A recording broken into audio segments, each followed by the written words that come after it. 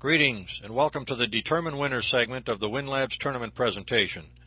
In this phase of your tournament, you could be between squads, or you could be back at your office having just completed a day's worth of squads. You've entered all your scores. It is now time to update the ranks and print the current standings. Here you see the Determine Winner squad with the scores entered. The first column is called the rank. It is a list of numbers that show the position of the team in the rankings. The first time you display a division, the rank will show all zeros. Next you see the team names. One of the nice features is the fact that the column headers can be used to sort the data. For example, by clicking on the header called Team Name, the data is automatically sorted in alphabetical order by name. You could then use the slide bar to find the team or bowler alphabetically. Since the rank will still be to the left of the team, you can easily find where a team is without printing and searching a standings report. The third column is the entry number, followed by the team's entering average. The next two fields show the paid status of the team. In our case, there was an optional scratch payment along with the handicap fee. The next column shows the squad number where the score was bowled. The next column shows the team's scratch score. Remember, you can click on the column heading to sort the data.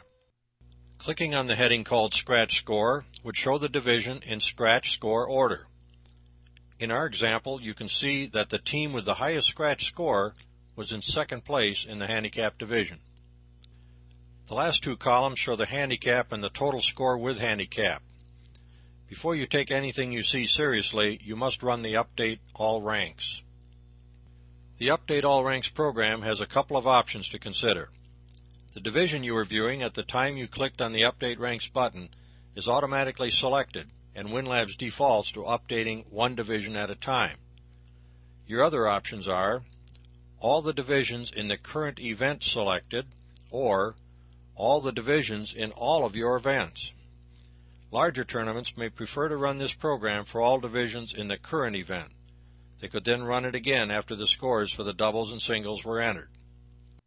You also need to decide on whether or not to check for duplicate teams. There are a couple of reasons why this is not always an automatic decision. One, it adds to the time it takes to get the results.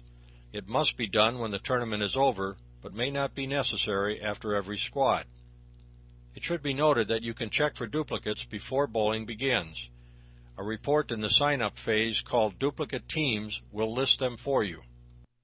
The other reason why this decision is not automatic would be for tournaments that not only allow bowlers to participate more than once, they allow them to cash in a division more than once.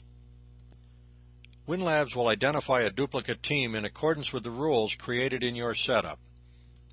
If multiple entry is not allowed, two teams with the same bowler would be considered to be duplicates. If multiple entry is allowed for individuals, a duplicate is when you have two teams with two or more bowlers the same. What does WinLABS do when it finds a duplicate team in the Update Ranks program? In a team event, it will compare the two teams and mark the team that bowled last as a duplicate. In other words, the first score bowled will stand. Prior to 2007, tournaments were allowed to permit multiple entry in the singles, however a bowler could only cash once. If your tournament allows multiple entry but does not allow a bowler to cash more than once, WinLABS will keep the highest score found.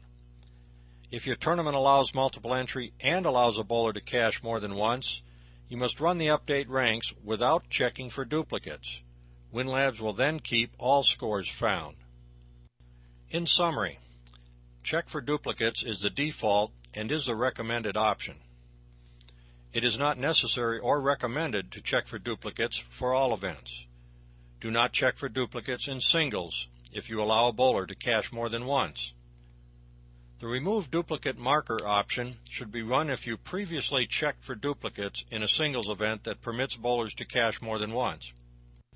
Upon completion, WinLABS will return to the Determine Winner screen. What you see now is up to date. Bowlers that are on more than one entry will show up in the Determine Winners for all events as duplicates. You can hide them from view by clicking on the Hide Duplicate Teams option. Normally, for other events, you do not want to hide them. You want to identify them and do what needs to be done. What do you do when you discover a duplicate team? Your tournament rules will provide the answer. Depending on when you catch the problem, you may have an option. If you find the duplicate teams before they have bowled, the team can provide a substitute, or they can decide not to bowl a second time. If for whatever reason you want to remove a team, you can do so by going back to the sign-up screen. You can remove the bowlers from the lineup, then remove the paid status and division. Lastly, go to the register and refund the team fees. If you find the duplicate after the teams have bowled and you need to disqualify one of the teams, you can do so from the Determine Winners screen. From the Determine Winners screen, highlight the team record that you wish to disqualify. Remember that there are two teams. Don't disqualify the wrong one. Click on the Disqualify button. Place a check mark in the Disqualify box. Type in a short reason for the disqualification, in this case, duplicate team. Enter your initials for tracking and click OK. Upon completion, you will see that the team has been marked with an asterisk in place of their rank. You must now update all ranks to replace the disqualified team in the standings. Upon completion, the disqualified team will show up at the top of the screen with an asterisk, and the team that was in the next position below the disqualification will move up in the standings. If you should ever need to reverse the disqualification, you can highlight the disqualified team, click on the Disqualify button, and remove the check mark. Upon completion of the Update All Ranks, you can now print the current standings. Click on the Print button to open the Reports menu. Highlight the current standings. The selection criteria allows you to select a single event or a single division. You can limit the list to a desired number of places and print the city of the team captain or the center where the entry originated. The center option is only applicable if you linked each entry to the center during the entry process. You can also limit the list to those teams that have paid their fee. Paying a fee is normally not an option in a bowl event. If you had an optional scratch division or in your optional all events, you will want to limit the list to those that paid the optional fee. Always print every division at least once showing paid and unpaid participants. This will alert you to a potential problem if you have accidentally removed the paid status of a team. WinLABS will place an asterisk beside each team that is in the standings but has not paid their fee. The report also allows you to optionally show the team sponsor and the handicap of each team.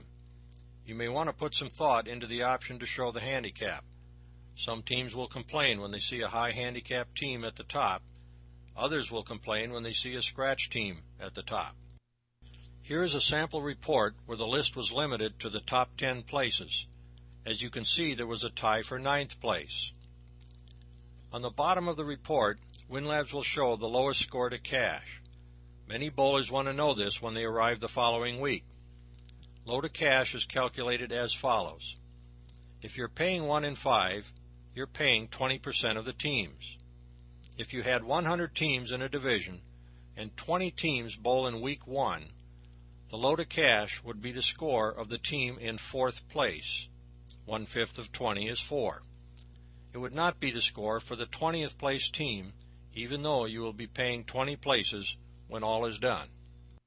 Some of the other reports that can be run in this phase of the tournament include standings by city. WinLABS will separate the standings by the city of the team captain. It identifies where the leaders are from. For states, this allows you to create press releases for different cities. Standings by center is another report which allows local associations to see which center was best represented. States would have standings by association, which allows state directors to see which association was best represented. The high scores report shown here allows you to identify the high games and high series in handicap and scratch categories for each event. It also allows you to list high team games in both categories as well as games over average. Another report that can be run throughout the scoring portion of your tournament is the Achievement Eligibility Report. It will list every USBC achievement bowled in your tournament. States can run the report using squad dates. This allows them to identify the achievement winners each weekend instead of waiting for the end of their tournament. On the Report Options tab, states can also take the option to add a page break between associations. This allows them to send a separate achievements report to each local association for processing. This concludes the Determine Winners segment of the WinLABS tournament presentation.